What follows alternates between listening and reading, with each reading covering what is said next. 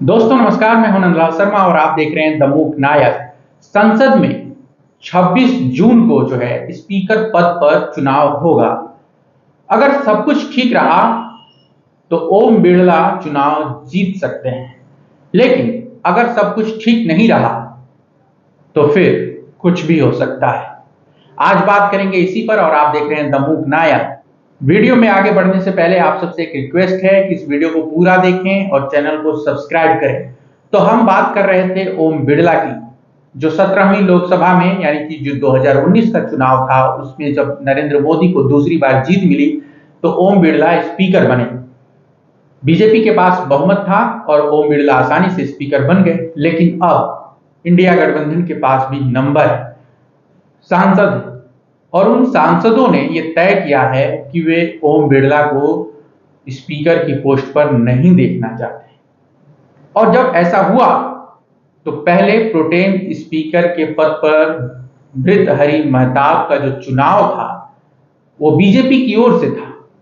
India गठबंधन ने कहा कि कांग्रेस के जो सांसद हैं केरल से के सुरेश, वो 8 बार के सांसद हैं, प्रोटेम स्पीकर उनको बनाया जाना चाहता था, लेकिन वे नहीं बने। बीजेडी से जो नवीन पटनायक की पार्टी है ओडिशा में, उसके जो सांसद जो चुनावों से पहले बीजेपी में चले गए थे, भृतहरि महताब को बीजेपी ने प्रोटेम स्पीकर बनाया। और फिर आज जो जानकारी सामने आई, राहुल गांधी ने कहा कि नरेंद्र मोदी के कहने पर, मतलब नरेंद्र मोदी ने 24 जून को कहा था कि वे सबको साथ लेकर चलना चाहते हैं, जिम्मेदार विपक्ष चाहते हैं, तो नरेंद्र मोदी के मंत्र का पालन करते हुए राजनाथ सिंह ने मल्लिकार्जुन खड़गे को फोन किया और कहा कि स्पीकर पद पर हमारा समर्थन करिए। तो मल्लिकार्जुन खड़गे ने समर्थन के बदले में डिप्टी स्पीकर का पद मांग लिया। उन्होंने कहा कि डिप्टी स्पीकर विपक्ष का होगा।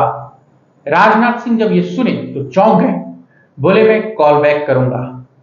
लेकिन 25 जून की दोपहर तक जब राहुल गांधी मीडिया से बातचीत कर रहे थे, उन्होंने बताया कि राजनाथ सिंह का कॉल बैक मल्लिकार्जुन खड़गे को नहीं आया।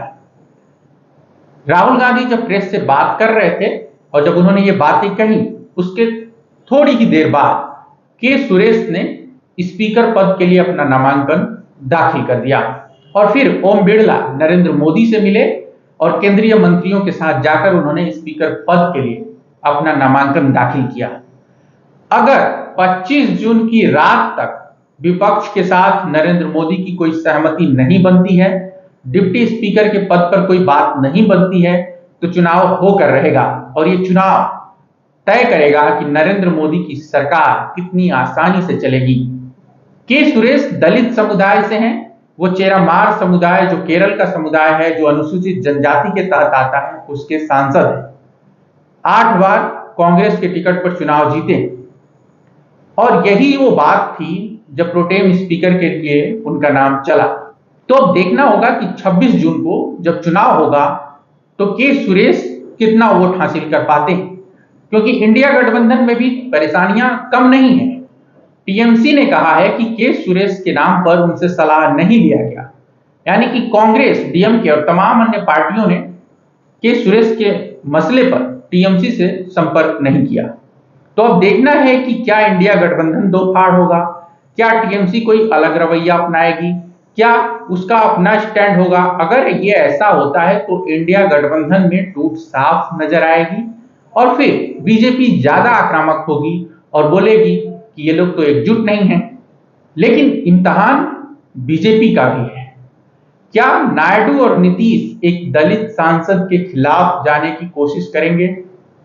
क्योंकि इंडिया गठबंधन ने के सुरेश को अगर उम्मीदवार बनाया है तो उसके जरिए कई सारे निशाने साधे गए हैं। पहले की के सुरेश दलित हैं, इंडिया गठबंधन ने पूरा चुनाव संविधान, जाति जनगणना, आरक्षण के मुद्दे पर लड़ा है।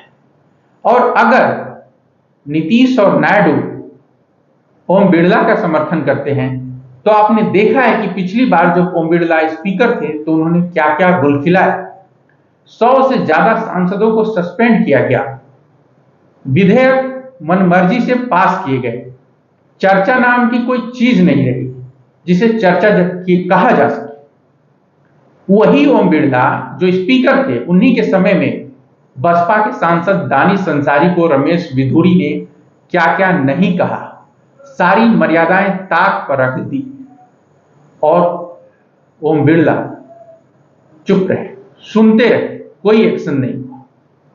उसी ओम बिरला को नरेंद्र मोदी अपने तीसरे टर्म में, जब वो नीतीश और नायडू के भरोसे हैं, स्पीकर बनाना चाहते हैं। तो अब चुनाव होकर रहेगा, वोटिंग होकर रहेगी और देखना होगा कि इंडिया गठबंधन अपने आप को कितना एकजुट रख पाता है और नीतीश नायडू क्या फैसला लेते हैं।